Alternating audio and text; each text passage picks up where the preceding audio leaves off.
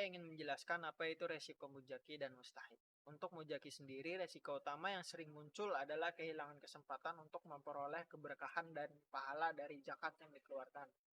Jika zakat diberikan secara tidak tepat, misalnya kepada orang yang bukan mustahik yang sah atau dalam jumlah yang tidak sesuai dengan ketentuan, maka pemberian zakat tersebut tidak akan sah menurut syariat dan tidak mendapatkan pahala yang dijanjikan.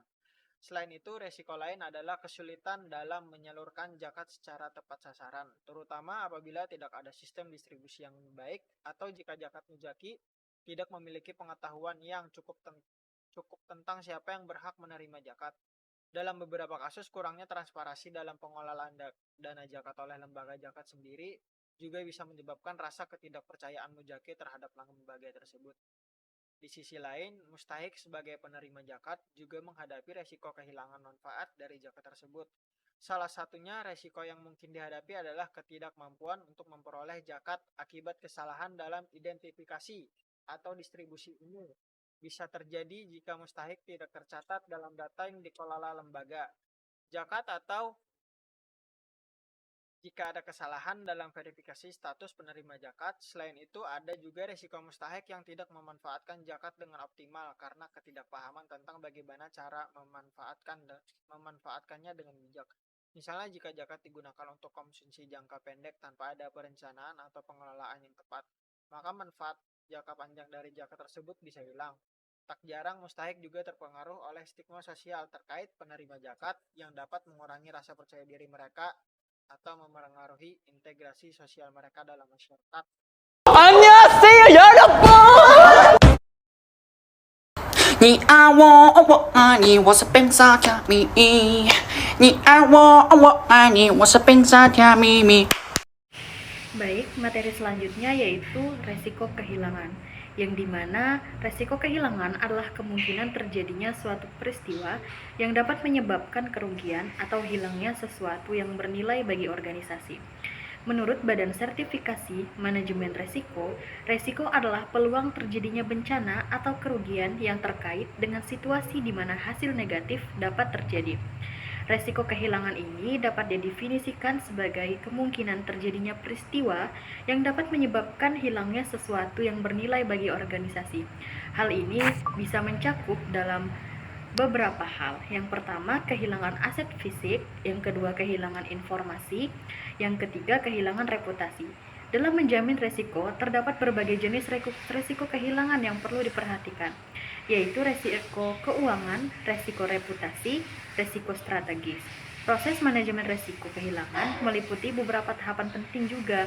Yang pertama, identifikasi resiko, analisis resiko, evaluasi resiko, dan mitigasi resiko. Kemudian yang terakhir, pemantauan dan review. Resiko kepuasan. Kepuasan merupakan ekspektasi dari kinerja yang dirasakan dan menjadi penyebab konsumen merekomendasikan produk secara positif melalui WOM. Tujuan perusahaan meningkatkan kepuasan konsumen adalah untuk meningkatkan retensi pembelian. Kepuasan berperan sebagai kesuksesan serta keberlangsungan hidup perusahaan karena tingkat kepuasan konsumen menentukan kemampuan perusahaan seberapa lama ia mampu bertahan dalam jangka panjang. Garbarino dan Johnson mengatakan kepuasan menjadi faktor bagi konsumen yang berbelanja hanya sekali, sementara kepercayaan menjadi faktor penting bagi konsumen yang konsisten dalam berbelanja. Coulter dan Armstrong mengungkapkan jika konsumen puas maka mereka akan membeli lagi dan memberitahu teman dan keluarga tentang pengalaman mereka belanja. Namun jika konsumen tidak puas, mereka bisa cenderung mencela produk tersebut atau menggugat di media sosial.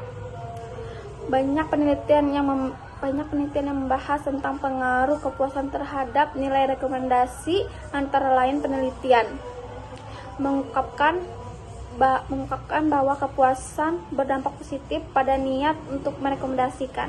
Kepuasan konsumen sangat penting karena tercermin evaluasi secara subjek dari kinerja atribut yang terkait dengan pengalaman konsumen.